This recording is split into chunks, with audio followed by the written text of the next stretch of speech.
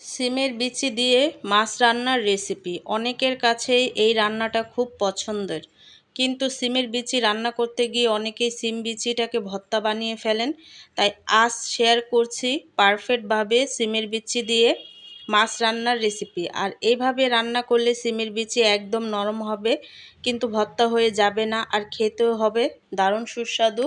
Hi guys, আসসালামু আলাইকুম, welcome back to my channel. কেমন আছো তোমরা সবাই? আশা করি ভালো আছো। আল্লাহর রহমতে আমি অনেক ভালো আছি। তো গাইস, আজকে আমি সিমের বিচি দিয়ে পাঁচমিশালি মাছ রান্না করে দেখাবো। তো তার জন্য কিন্তু এখানে আমি সম্পূর্ণ মাছটাকে হলুদ মরিচ এবং স্বাদ মতো লবণ দিয়ে একটু ম্যারিনেট করে নিচ্ছি। তো তারপরে কিন্তু আমি ভেজে নেব। তারপরে এই ভেজে নেওয়ার পরে কিন্তু মাছটাকে আমি রান্না করে নেব। তো ভিডিওটি ফার্স্ট থেকে লাস্ট পর্যন্ত দেখতে থাকো, আশা করি ভালো লাগবে। আর ভালো লাগলে প্লিজ একটি লাইক আর একটি সাবস্ক্রাইব করে পাশে থাকবে। তো মাছগুলো ভাজার জন্য আমি দিয়ে দিচ্ছি, আর মাছগুলোকে হালকা করে তারপরে কিন্তু আমি ভেজে নেব। তো একে একে মাছগুলো আমি দিয়ে দিচ্ছি।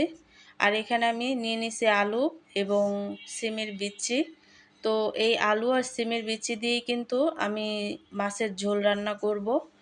আর আলু আর সিমের বিচি দিয়ে কিন্তু ঝোল রান্না করতে খুবই ভালো লাগে। তার জন্য কিন্তু এখানে আমি পেঁয়াজটাকে লাল করে নিচ্ছি।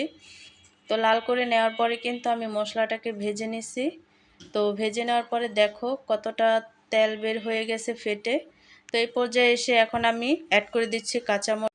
কাঁচামরিচটা দেওয়ার পরে কিন্তু আমি এখানে অ্যাড করে দিচ্ছি সিমের বিচি এবং আলু।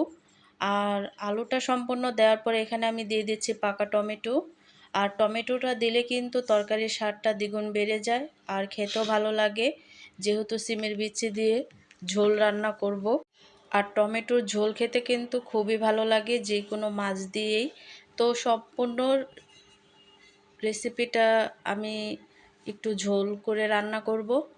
তো সবগুলো উপকরণ দেওয়ার পরে কিন্তু একটু কষিয়ে নিছি। আর কষিয়ে নেওয়ার পরে দেখো অনেকটা মাখা মাখা হয়ে গেছে। তো এমন মাখা মাখা অবস্থায় কিন্তু আমি এই পর্যায়ে ঝোল অ্যাড করে দেব। তো তোমরা যে যেমন ঝোল খাও তেমন ঝোলে কিন্তু দিবে। আর আমি যেহেতু একটু ঝোল রান্না করব, তার জন্য কিন্তু একটু ঝুচিটা একটু বেশি করেই দিব। তো দেখো ঝোলটা ফুটে উঠছে। তো ফুটে ওঠার পরে কিন্তু এখানে আমি ভেজে রাখা মাছগুলো অ্যাড করে দেব। তো দেখো একে একে কিন্তু সবগুলো মাছ আমি অ্যাড করে দিছি। তো মাছগুলো অ্যাড করে দেওয়ার পরে কিন্তু আমি অনেকক্ষণ পর্যন্ত রান্না করে নিছি। তো নেওয়ার পরে কিন্তু এখানে আমি অ্যাড করে দিচ্ছি ধনিয়াপাতা কুচি। আর ধনিয়াপাতা কুচিটা দিলে কিন্তু আরও ভালো লাগে। তো দেওয়ার পরে কিন্তু আমি আরেকটু রান্না করে নেব। তো যতক্ষণ পর্যন্ত ধনিয়াপাতাটা একটু আর কি সিদ্ধ হয়ে না আসছে ততক্ষণ পর্যন্ত কিন্তু রান্না করে নেব। তো দেখো তরকারিটা কিন্তু একেবারেই হয়ে গেছে। তো এই পর্যায়ে এসে এখন আমি পরিবেশন করে নেব। তো দেখো আমি একটু পরিবেশন করে নিছি। তো খাওয়ার জন্য কিন্তু একেবারেই রেডি। আর এভাবে করে যদি এমন সিম দিয়ে আলু দিয়ে আর টমেটো দিয়ে ঝোল রান্না করো, সেক্ষেত্রে কিন্তু খেতে খুবই ভালো লাগে আর সিমের বিচি গলারও কোনো ভয় থাকে না।